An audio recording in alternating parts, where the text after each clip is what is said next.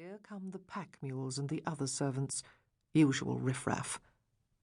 Ah, now, at the extreme end of the procession, more riffraffish than the rest, a covered cart with coloured cabalistic signs on its canvas, 2 men on the driving bench, one big, one small, both dark-skinned, the larger with a Moor's headdress wound round his head and cheeks, quack medicine peddlers probably.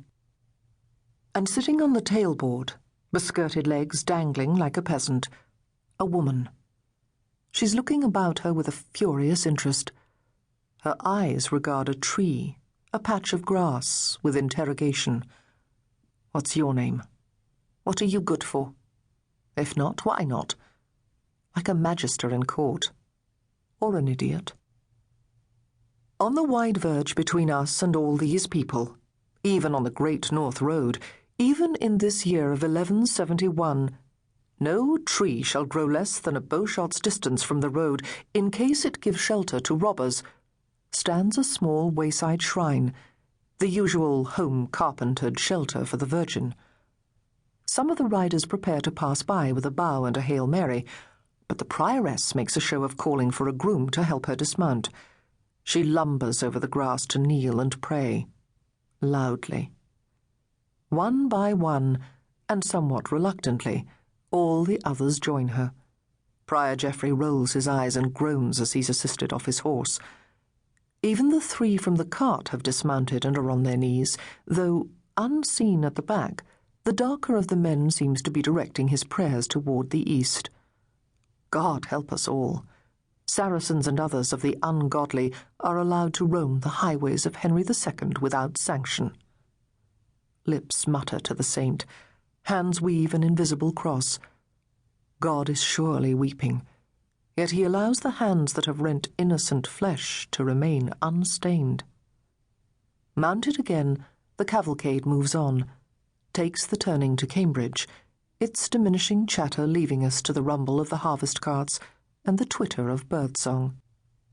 But we have a skein in our hands now, a thread that will lead us to that killer of children. To unravel it, though, we must first follow it backward in time by 12 months. To the year 1170. A screaming year. A king screamed to be rid of his archbishop. Monks of Canterbury screamed as knights spilled the brains of said archbishop onto the stones of his cathedral. The Pope screamed for said king's penance. The English Church screamed in triumph. Now it had said king where it wanted him. And far away in Cambridgeshire, a child screamed. A tiny, tinny sound, this one, but it would reach its place among the others. At first the scream had hope in it. It's a "come and get me, I'm frightened" signal. Until now, adults had kept the child from danger, hoisted him away from beehives and bubbling pots and the blacksmith's fire.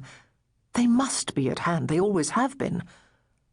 At the sound, deer grazing on the moonlit grass lifted their heads and stared, but it was not one of their own young in fear. They went on grazing. A fox paused in its trot, one paw raised, to listen and judge the threat to itself. The throat that issued the scream was too small, and the place too deeply isolated to reach human help. The scream changed.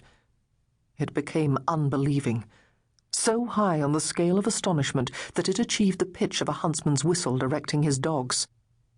The deer ran, scattering among the trees, their white scuts like dominoes tumbling into the darkness. The scream was pleading now, perhaps to the torturer, perhaps to God, "Please don't, please don't," before crumbling into a monotone of agony and hopelessness. The air was grateful when eventually the child fell silent, and the usual night noises took over again. A breeze rustling through bushes, the grunt of a badger, the 100 screams of small mammals and birds as they died in the mouths of natural predators. At Dover, an old man was being hurried through the castle at a rate not congenial to his rheumatism. It was a huge castle, very cold and